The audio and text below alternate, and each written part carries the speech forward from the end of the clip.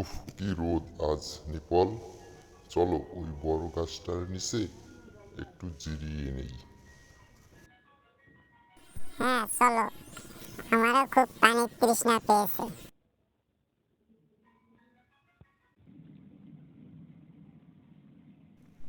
এই দেখ নিপল, টাকায় ভর্তি একটা ব্যাগ পেলাম। হ্যাঁ, কি ভাগ্য আমাদের, আজ আমাদের কপাল খুলে গেছে। আমাদের কপাল নয় বন্ধু, বলো আমার কপাল, কারণ ব্যাগটা তো আমি আগে দেখেছি। না আবির, এটা ঠিক না, আমরা একসাথে ছিলাম, তাই এটা আমাদের দুজনের হওয়া উচিত। সর্বনাশ হয়েছে নিপল, পুলিশ আসছে। আমরা তো এখন বিপদে পড়বো, আমাদের নির্ঘাত জেলে যেতে হবে। না আবির, তুমি ভুল বলছো, বলো তুমি বিপদে পড়বে, কারণ একটু আগে তো বললে ব্যাগটা শুধু তোমার।